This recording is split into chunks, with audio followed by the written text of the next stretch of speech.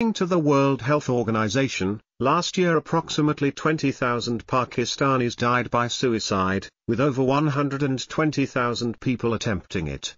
Suicide is a complication of mental illness which can only be prevented by offering mental health support to those affected.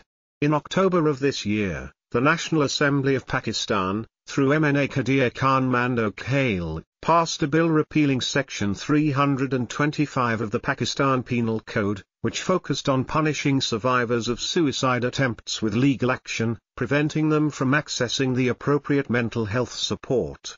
The bill, introduced by Senator Shahidot Dewan in September 2021, was passed in the Senate in May 2022 and has been signed by President Arif Alvi to be drafted into law last week. This is a huge victory for mental health promotion in Pakistan and will help in developing a suicide prevention strategy to address the rising tide of these tragedies. It also demonstrates that when public and private institutions work together, they can work to collectively improve the human rights of all Pakistanis. Aside from the policymakers, the key drivers of this bill were the National Commission for Human Rights and the Ministry of National Health Services Regulation and Coordination from the public sector, and the Pakistan Mental Health Coalition from the private sector. A carefully crafted campaign was developed and implemented in collaboration with various media partners to increase the political will for the passage of the legislation. It is important to note that the key architects of the suicide decriminalization campaign were those with lived experience of mental illness and survivors of suicide attempts. Suicide in Pakistan was criminalized not by the country itself but by the British in 1870. At that time, it was thought that criminalizing the act would dissuade anyone from attempting it. However, this is not what results from criminalization. Anyone attempting suicide is, technically, in violation of the Pakistan Penal Code. At presentation to a hospital, this requires the registration of a medico-legal case. Once at a care facility, families of those attempting suicide are often extorted by the medico-legal system to not register cases. Facing social and legal pressures, families will often try and hide the attempt. This invariably results in victims not receiving the mental health care they need. The repeal of Section 325 will lead to a strategy to prevent suicides. With the decriminalization of suicide, the focus returns to the individual attempting suicide. They can be offered care in any nearby facilities and the power of the system to extort families for money is vanquished.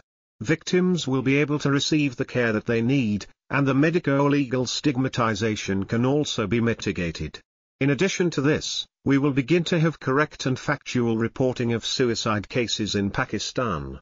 At present, the number of cases is vastly underreported or misreported as accidents and the true burden of suicidal behavior in Pakistan remains unknown. Of course, repeal of the law will not automatically lead to better outcomes. Unless the law is duly implemented, the system will continue to abuse victims. Notifications to all hospitals, public campaigns on awareness and sensitization to the issue are vital to ensuring that both the public and private healthcare practitioners realize the focus is to be on caring for victims rather than victimizing them further. Additionally, police training and sensitization must be a key area of focus to redirect the legal system to protect those in acute distress, rather than continuing existing practices. One thing that must be kept in mind by policymakers is that research shows that after decriminalization, suicide attempts go up due to more accurate reporting. Critics may try to link the increase in attempts to the decriminalization itself, but that is not the case.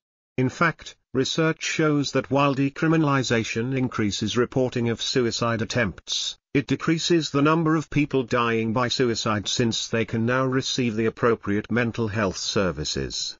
Therefore, policymakers must be prepared to respond to this critique keeping these facts in mind.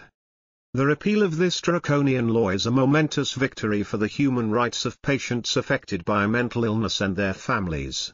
As a nation, we must now build upon this success to develop and launch suicide prevention programs, such as a national suicide prevention hotline, preparing ambulance services to deal with mental health emergencies, and training law enforcement to support these efforts.